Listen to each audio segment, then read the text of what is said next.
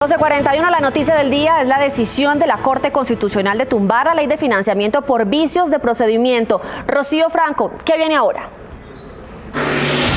Pues lo que viene ahora es que la Corte Constitucional va a continuar analizando por lo menos 22 demandas que hay contra la ley de financiamiento, pero estas demandas están relacionadas ya con los artículos, con el contenido de cada uno de esta ley de financiamiento. Hay que señalar que aunque se haya caído, siguen los efectos, porque hay que señalar que se dio un plazo hasta el 31 de diciembre de este año. Les tenemos preparado este informe donde les contaremos qué sigue y qué pasa y cuál es el llamado de atención que le hace la Corte Constitucional al Congreso de la República cuando analiza normas tan importantes como esta, la ley de financiamiento.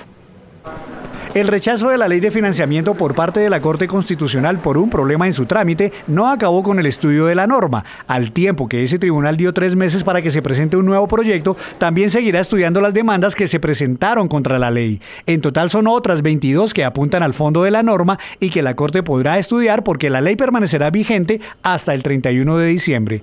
Entre las demandas se encuentran la exención del IVA para el alcohol carburante con destino a la mezcla de gasolina, el pago adicional en la renta que deberán hacer algunas entidades financieras de acuerdo a su renta gravable y el impuesto a la venta de viviendas con valor superior a 800 millones de pesos, entre otras. Lo que significaría que de presentar un nuevo proyecto con la misma ley, puntos como esos podrán aprobarse ya con demandas en su contra. En el proceso que ha cumplido la ley de financiamiento ante la Corte Constitucional, este tribunal llamó la atención al Congreso por la falta de debate y publicidad de esta norma, algo por lo cual llamó la atención a los legisladores. Se planteó de manera incompleta, dado que no incluyó el texto sometido a consideración de los representantes y no cumplió con la publicidad necesaria para que el legislador emitiera su consentimiento en la aprobación de una ley de alto contenido tributario, que requiere amplias garantías democráticas. Sobre el fondo de la ley de financiamiento, algunos magistrados creen que hay artículos que violarían la Constitución. Hay que señalar que Noticias Caracol conoció que ya hay 3 proyectos de fallo en contra de esta ley de financiamiento, contra 3 artículos. Vamos a poner un ejemplo, el tema de la exención del IVA por el alcohol carburante. Si llegara a quedar incluida en la nueva norma, esta ya estaría demandada ante la Corte Constitucional. Rocío Franco, Noticias Caracol. Rocío, gracias. 12:44. El ministro de Hacienda, Alberto Carrasquilla, se acaba de pronunciar en torno al futuro precisamente de la ley de financiamiento. Sol Suárez, ¿qué dijo el funcionario? Buenas tardes, Mónica. Pues hace pocos minutos el ministro de Hacienda, Alberto Carrasquilla, confirmó que se presenta el mismo texto de la ley de financiamiento que se presentó en diciembre del año pasado al Congreso de la República. Esto, según el funcionario, porque todos los beneficios económicos que trae esta ley durante el 2019 fueron positivos. Crecimiento económico, inversión extranjera y también formalidad laboral son uno de los aspectos que mejoraron, según el ministro, por esta ley. También cuando se le pregunta ¿y qué va a pasar con esas 22 demandas que ustedes acaban de ver en el anterior informe? Si se llega a aprobar esta ley, pues él se asegura que no sabe qué va a pasar. Sin embargo, lo importante en estos momentos es presentarla lo más pronto posible para respetar los derechos adquiridos de las empresas durante el 2019. Veamos lo que dijo el ministro. Vamos a llevar un texto que fue aprobado ampliamente en el Congreso de la República, que ya fue discutido, que ya se introdujeron las reformas que el Congreso quiso, que ya se tomaron unas decisiones con amplias mayorías, y ese es exactamente el texto, un texto que ya fue aprobado y que ya tuvo las amplias mayorías, ya demostró que tiene las mayorías ese texto. También aseguró que en estos momentos no le preocupa la reacción de los mercados o de los inversionistas a nivel nacional e internacional, debido a que después de conocerse esta decisión, pues el mercado ha estado tranquilo y las calificadoras de riesgo pues están también en un tema neutral. No se espera un sobresalto en una de las decisiones de estas calificadoras. También el ministro dejó muy claro que se hizo todo lo posible, tanto en diciembre del año pasado como en estos momentos en la Corte Constitucional, para darle la publicidad y la motivación y el respaldo que se necesita de esta ley de financiamiento.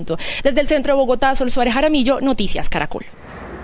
Sol, muchísimas gracias. Y hoy son muchísimas las incógnitas. ¿Cuál es el panorama para las personas, para el gobierno, el impacto para el bolsillo? ¿Cómo nos afectaría? ¿Qué pasaría en el Congreso?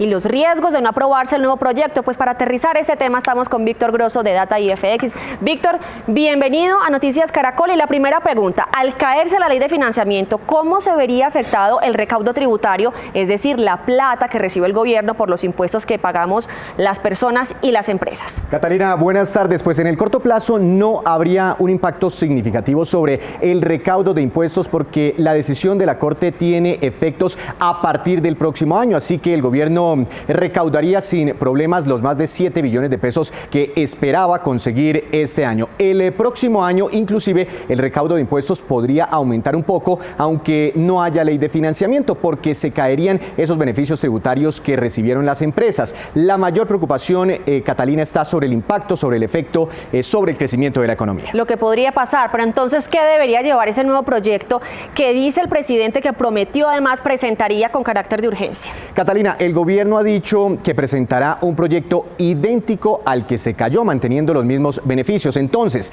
debería incluir la reducción de impuestos a todas las empresas, uno de los puntos más criticados por algunos sectores. El IVA plurifásico a cervezas y gaseosas para que también paguen este impuesto en toda la cadena de distribución.